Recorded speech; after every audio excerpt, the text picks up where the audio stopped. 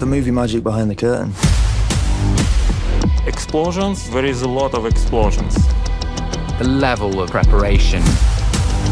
Those guys are putting their lives at risk on a constant basis. 3 dragons, not 2. That's going to be a huge thing for the audience. They're so clever, those guys. Once dragons get introduced that way, there's no turning back.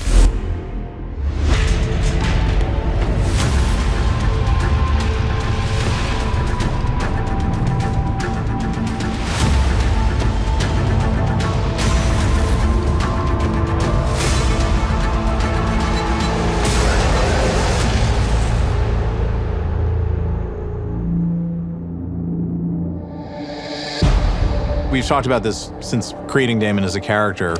As George always said about Daemon, he's heroic and villainous in equal parts, and that's what makes him fascinating as a character.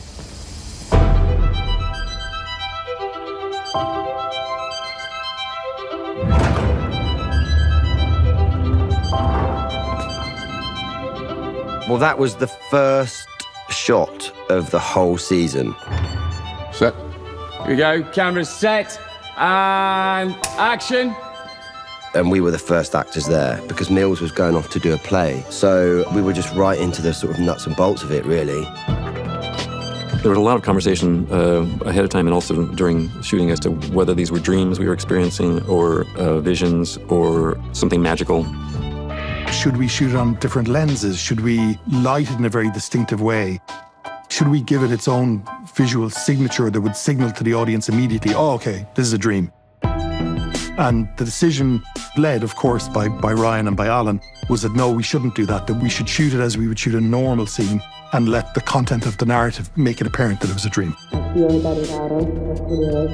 I can't understand. This felt like a real way to dramatize something very core to Daemon's character that was going on with him. It's a throwback to a scene from season 1. In season 1, Daemon was sitting on the throne and Rhaenyra comes in to meet him. This time we reverse that, so that Rhaenyra's on the throne and Daemon comes in to meet her. It's Rhaenyra, but it's the wrong Rhaenyra. The fact that it meant that we got to bring back Millie delighted me because I adore her and all that she brought to the show. And I really did know that the fan base would really delight in hopefully the surprise of seeing her come back. Feels like I never left, which is what's kind of weird. It's nice to be back. And it was one of those very House of the Dragon moments where we're doing the scene and finally she comes down into a close-up, which is sort of the crescendo of what's going on between them. And she's radiant and there's tears in her eyes and she's speaking full Valyrian the entire time without stumbling in perfect accent. And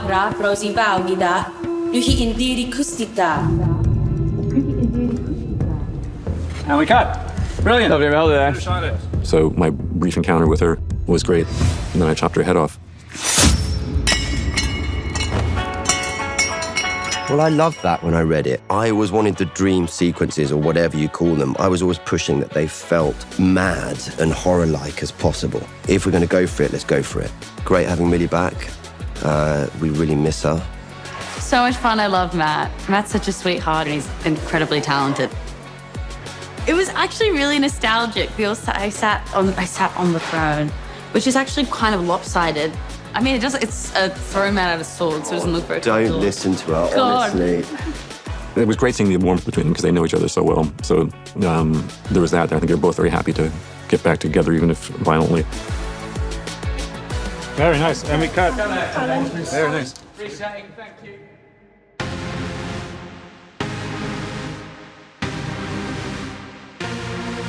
It's a touch late to be stalking about a strange castle putting its people to the sword.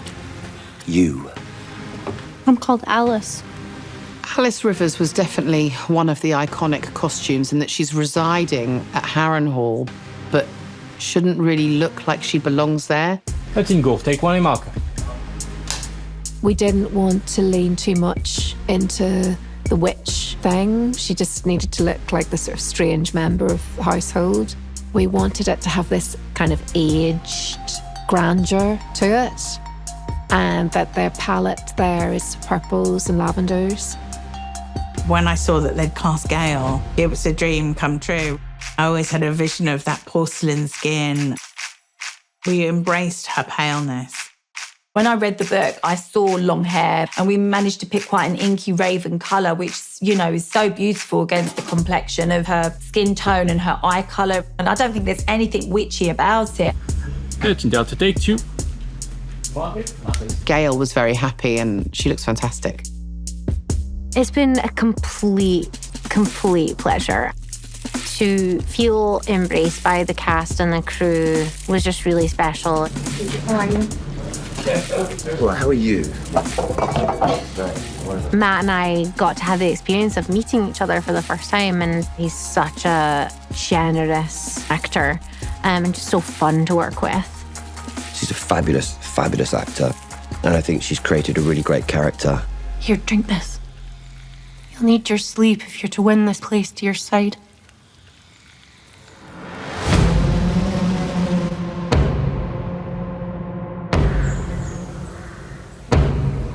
Rook's Rest is the biggest thing that House of the Dragon has mounted to date in terms of size and expense of a set piece, and we needed to get it right. Rook's Rest for us is a big setup. You never quite can understand how big something is until you really turn up on the day and you see the size of the operation. Stand by, guys. Stand by to shoot. And this is a big operation. Rook's Rest was our biggest obstacle of this season, for sure. We were shooting down in the home counties. We had 500 crowd in total, 4 different houses. So we had Rosby, Stokeworth, Darkling and Hightower, all in different looks, in different stages of the battle. Hold the rehearsal there, thank you. Oh, brilliant. Is that all right? Yes, that's great. Good. That was a complicated scene, big battle, dragons, dragon fire, horses, dead people. Complex logistical thing to put together.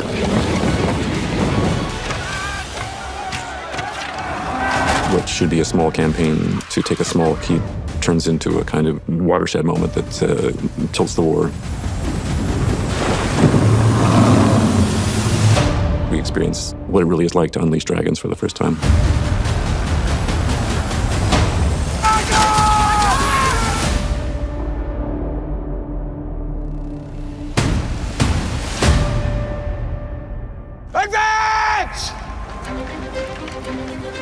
Thankfully, we had Alan Taylor, the veteran filmmaker on Game of Thrones and countless other shows, to do it. Alan came to it and really brought just kind of another level of scale to it. Working with Alan's fantastic because he's one of those directors who knows what he wants before he gets there. The thing with Rook's Rest is that Alan storyboarded Rook's Rest really, really carefully in advance.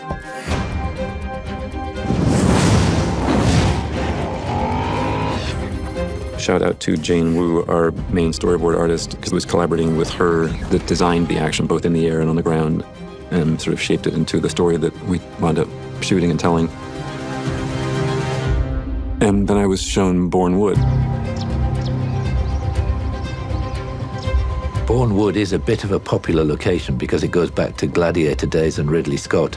So you think if Ridley Scott chose it, then it's got to be pretty good. And it is. I'd been out there before because I think we had scouted it in season 1 and it was pointed out to me. And I just said, oh, we have to come back here.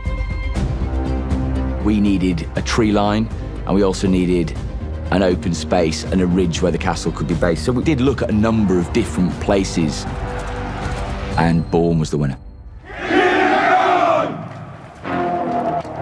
You really felt like you were at a battle. You know, what was so amazing is that it felt like we were talking about it for such a long time, Alan and I and Freddie and Ryan. It felt like we were in endless conversations about it and watching previs and talking through each beat of every single scene, and then you finally get there and it's just this incredibly iconic set. It's like one of those moments, me and Freddie were talking about it, where you go like, oh, this is pretty amazing. I mean, the battles in episode 4, I think, are probably gonna be water cooler conversation for quite some time.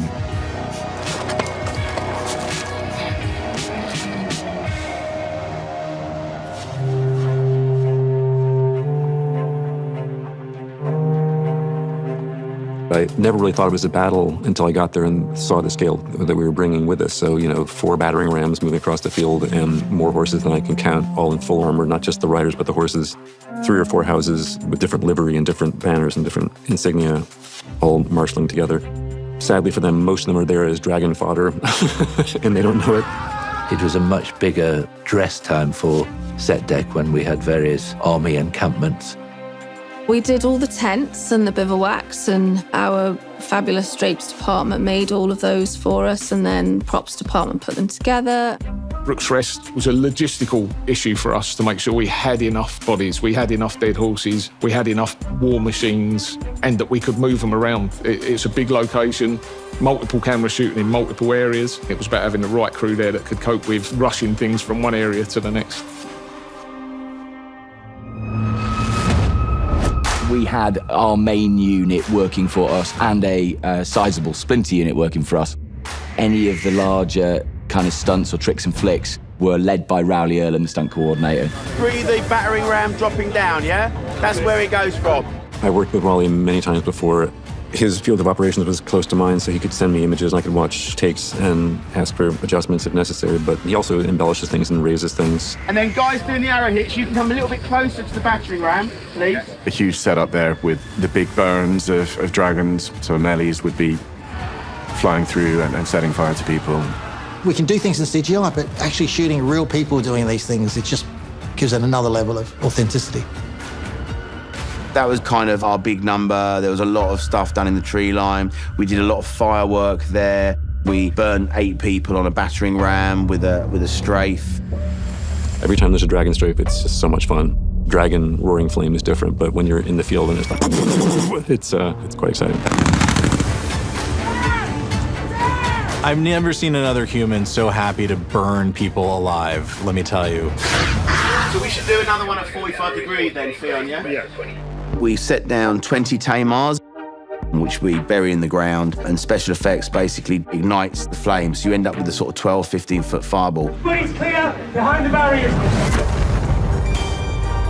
We had 8 of my guys in there. They're all covered in like really flammable accelerant gel. I personally would turn and run, but they just stand there and it just comes towards them and they're engulfed in it. We ended up doing these garments which had burns built into them. So you've got a shirt like this with the burn makeup on it. So you could literally pull it on without having to do an application. We are and we should be quite good at setting people on fire by now.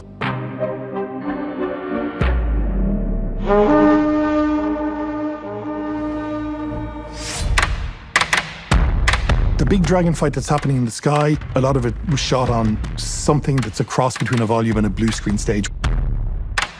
This was Buck 2.0 this year. I mean, they did learn from the first season and improve it. It can be programmed in ways that the other one was not, so to simulate the flaps of wing movement and sudden changes in direction. It's very animal-like, almost feel the breath of the beast. The cameras adjust into your movements as well. We did it slightly differently this year. We have a robot camera. We worked out a plan to attach the camera to the buck rig and having the movement match to the buck. And the two working together can provide almost any angle. The way World War II dogfights were shot, plane to plane, most of our stuff is shot dragon to dragon. You want the camera to feel like it's essentially on another dragon.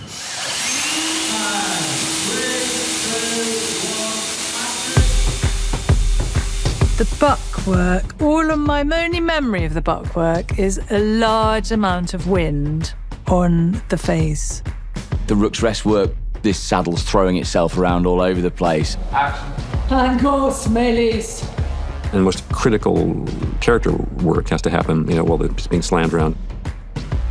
The quality of performance you're used to with her was all there, even though she's being flung around on a bucking dragon and chased by a robotic camera.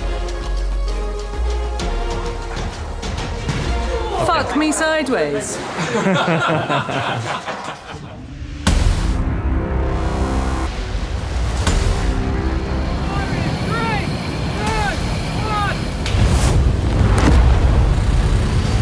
We have a set on the back lot, picking up lots of different elements, so we don't have to go for a CG approach because, of course, real fire looks real. It is mental, yeah. I wanted to go bigger. Because we've got Vhagar, I really wanted to go dirty burn, you know, like an intense burn and big burn. And it is horrific.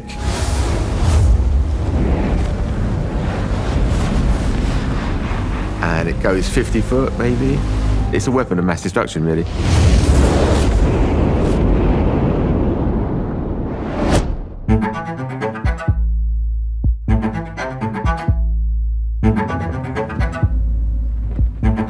I think the most show-stopping moment is when the two bigger dragons engage in the air. It comes to a death spiral. What Alan did was went back and actually did a bunch of research around birds of prey and how they fight with each other. Alan was really keen on this kind of ritual where they lock talons and they spin around. A lot of the work was dumped on previs because you can have two dragons spiraling in a kind of triple axis turn to the ground, blowing fire, but it takes a lot of work to work out what that really means.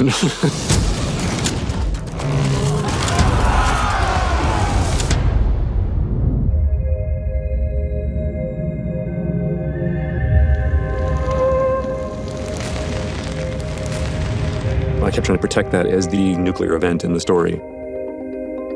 Story-wise is the kind of the turning of the tides in terms of what kind of war people have experienced. The idea was that Cole has been broken by this experience, and he's basically completely knocked out. And when he wakes up, it's to a new world, sort of, and the world had to feel almost surreal in its level of devastation. You've got people crawling along. We had amputees with their legs burnt off, with arms burnt off. People walking around on fire. Waldo and his team created the Dust Man, as we called him. When I, went to touch it, it was such a really intricate affair where you had to time it just right, touch it with just the right amount of pressure so they could pull it. Yeah, it was pretty amazing. I don't know, every time they had to reset that, I was like, I don't envy them. And the soldiers crumbled into ash, so it was a way of saying, whatever you thought you knew about soldiery has been burned to a crisp, and you're on your own. And we cut, checking. Hello.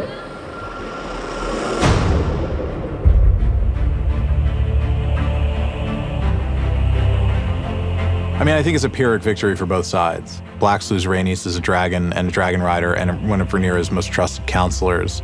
And the Greens, we don't really know the condition of Sunfire or Aegon, but certainly Sunfire is not going to fly again tomorrow, and the king is not in good shape. Well, I mean, all of Aegon's worst fears come true when he's plummeting to the earth after being hit by a ball of fire. Because they crossed the nuclear line, it's been devastating for everybody. Both sides have lost something major. Oh my God, massive loss. What a disaster. Total disaster. Best fighter down. And best dragon down. I mean, the whole thing's total chaos.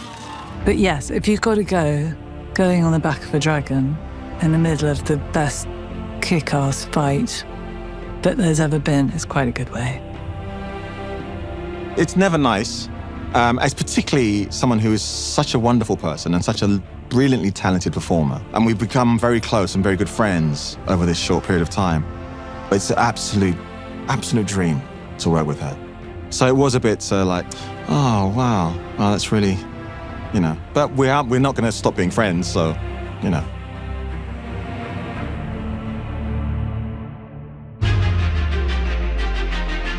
To deliver these really dynamic dragon flying shots and have those intercut with the sort of drama and action happening on the ground, it's coming together to be a really incredible scene.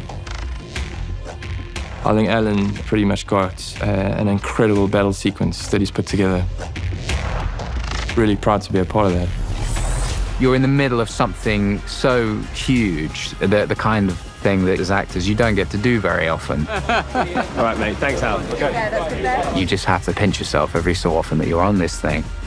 I sincerely doubt I'll ever be a part of this grand scene again for the rest of my career. So I felt very, very lucky. It's the hardest thing that I've ever done as a producer and a showrunner, and frankly as a writer, but I'm very, very proud of the result.